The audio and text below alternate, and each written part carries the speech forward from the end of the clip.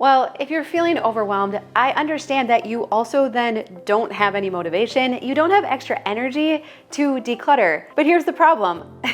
You know you need to declutter, right? It's very chicken or egg. My space is cluttered. It lends itself to me feeling more stressed out and more overwhelmed, but I don't have the motivation and energy I need to get it decluttered, right? It's like this vicious cycle and we get caught up in it. We feel bad, we feel guilty, but yet we don't necessarily have the energy to do anything about it. So today I have good news. There is a way to manufacture motivation. You can do it. We're gonna use our 5 F's. My friend Cindy calls it the fabulous 5 because sometimes F can have a negative connotation, right? Super simple steps to create motivation and energy and to make some real progress in your home when you absolutely do not feel like it.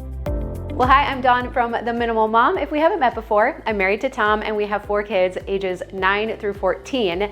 And I'm like you. Some days I feel motivated. Maybe I watch a YouTube video and I'm like, yes, I am going to tackle my house.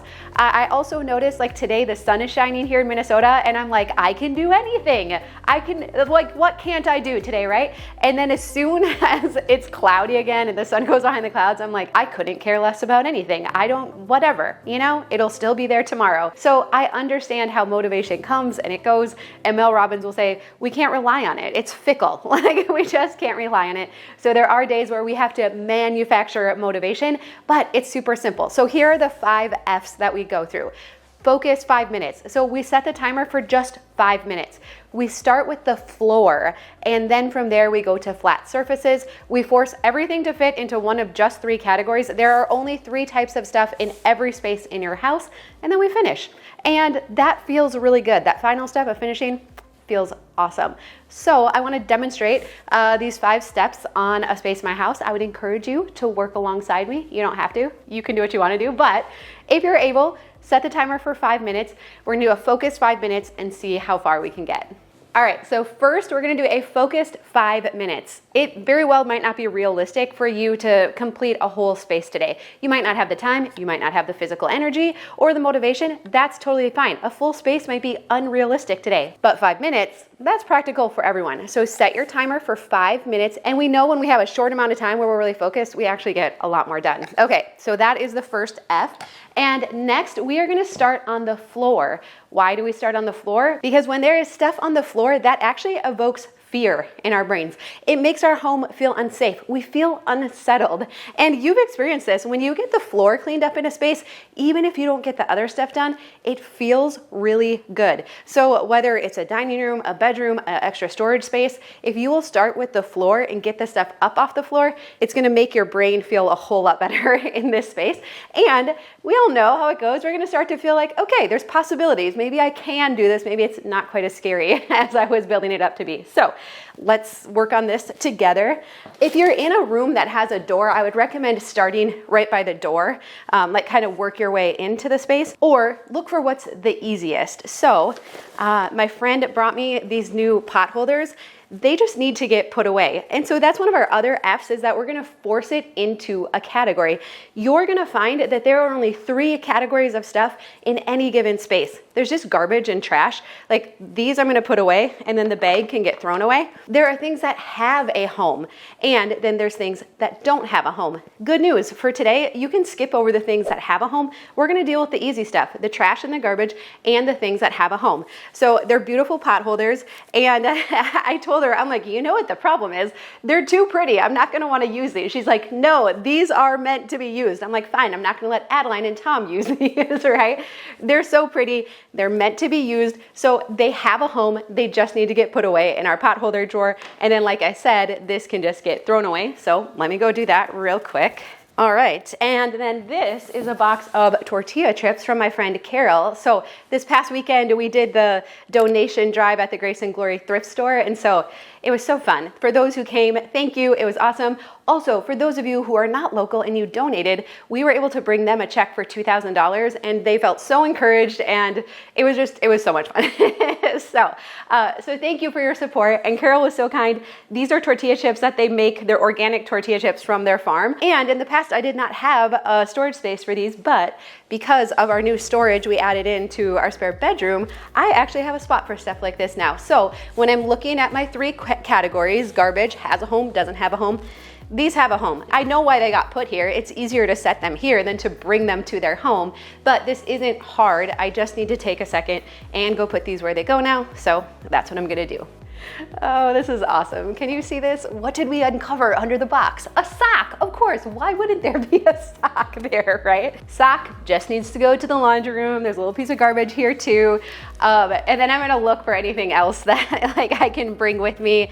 So there's a sweatshirt on the floor that can go to the laundry room as well. Tom's dress shoes, let's see, these actually go to that closet. So this, again, when I'm looking at my 3 categories, garbage, has a home, doesn't have a home, this is all stuff that has a home that just needs to be put away. So it's not hard, it's kind of annoying, it's a little bit tedious, but I can do this, especially if I'm only working for 5 minutes right now. All right, and then one more thing here too, our mop and some cleaning supplies. It has a home. The mop bucket goes in the basement. The cleaning supplies go under the sink. So again, not hard, has a home, just needs to be put away. Oh, what are you doing here? Sorry, didn't mean to scare you. I think you forgot to mention that there's also a printable with these 5 steps on it. You can find the link down below in the description or in that top comment. Okay, now here's what's so cool. Let's say your timer goes off and this is where you want to stop for right now. You have made no bigger mess. It feels better in here. And sure, you didn't get the top of the table decluttered and there's still plenty more to do, but you're gonna feel more encouraged and motivated because you made progress. You didn't make piles, you didn't make the space any worse, you made progress. Doesn't that feel so good? All right, so the last step is to finish. So with each of these things, I was finishing as I went. I was putting stuff away as I was going. I was using Dana's method to completely put stuff away.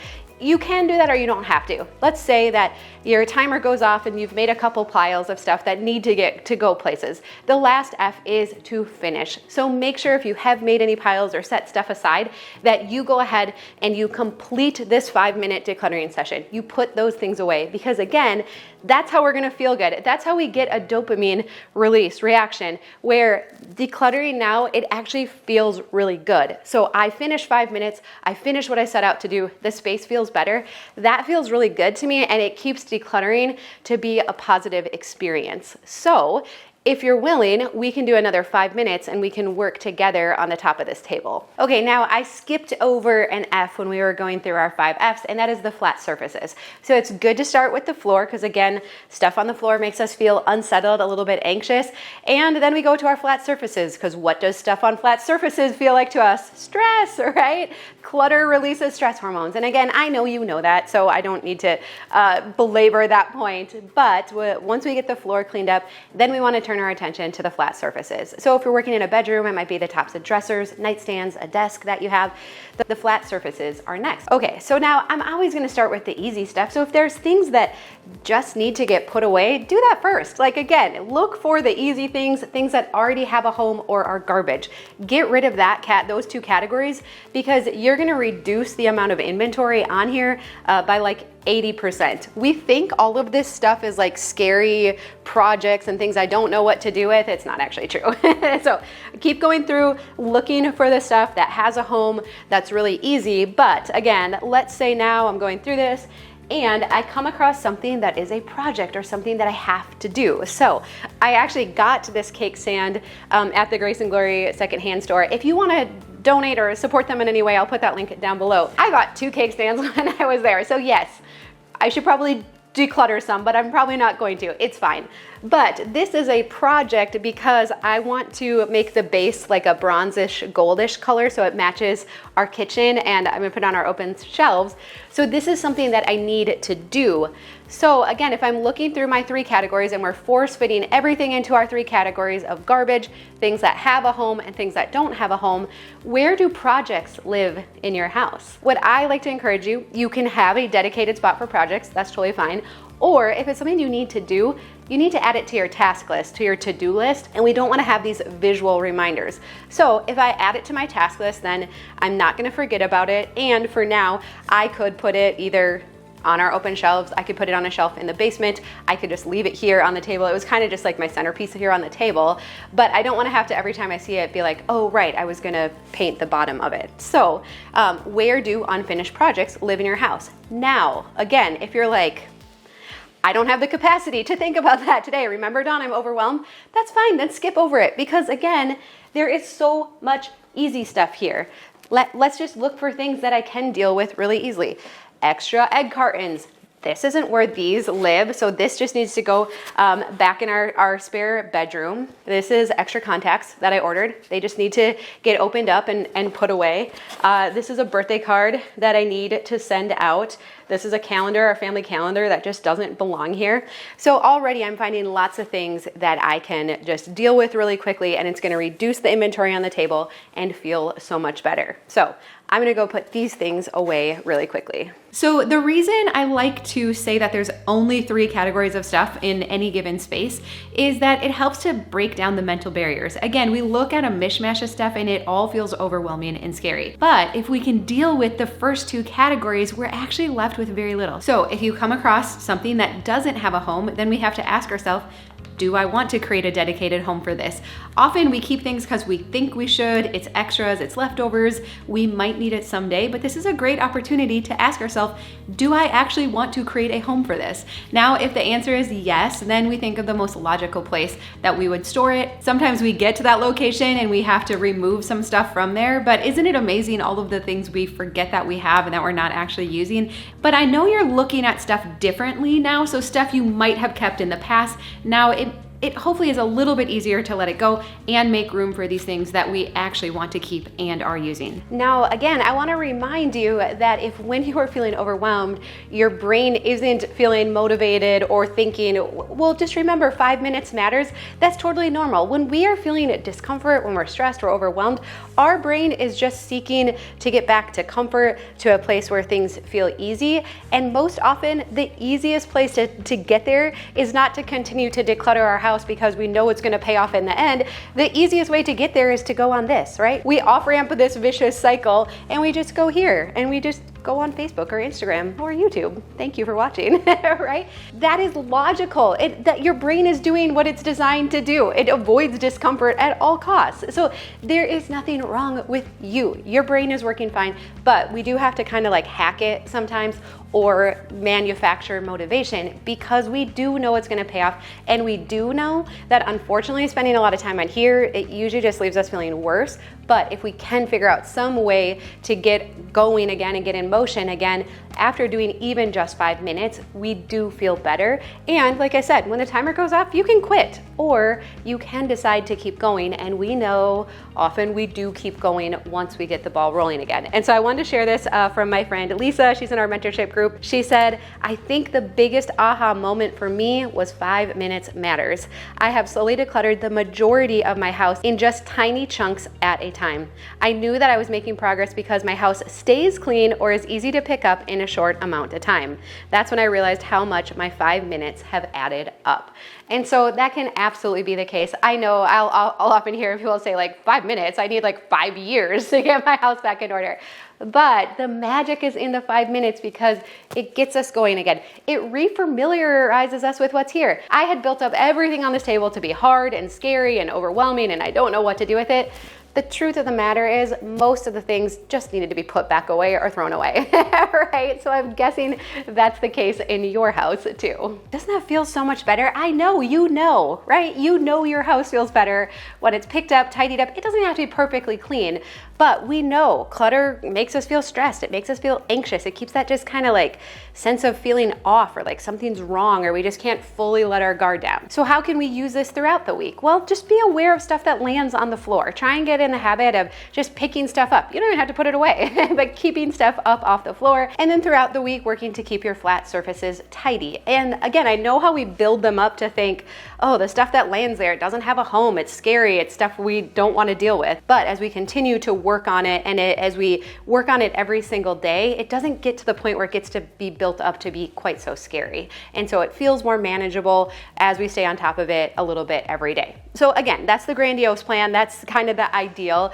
And some weeks we do better than others, and that's totally fine. One other tip, hack that I really like is there's nothing wrong with wanting to go on our cell phones on social media, right? It usually means we want some human connection. And I fully understand that, but use it as a reward. So one idea is to tell yourself, okay, I'm gonna set the timer for 5 minutes. I'm gonna do my 5 minute pick up, tidy up, and then I can go on my phone guilt-free. I don't even have to feel bad about it, right? I've earned it, and that's a really good feeling. Okay, well, I'm gonna link to one of my other favorite videos. I have a video where I went around our whole house in 5-minute chunks, so I'm gonna link to that because that can be kind of motivating and inspiring as well. Like I mentioned, there is that printable down below. And could I ask one final favor? If you haven't done so, would you consider subscribing? It's really fascinating. Only about half the people who watch are actually subscribed, and it would be kind of fun to hit 1 million subscribers this year. It helps us to reach even more women. It's so fun to hear from you how decluttering and simplifying has had such a huge impact on your life. And so every woman needs to hear this message, right? As we grow in those kind of numbers, it helps others to realize, hey, there might be something to this. So if you haven't done so, I would greatly appreciate it if you would subscribe as well. All right, well, I love you. I hope you have a really good day. I hope the sun is shining where you are, and I will see you again soon.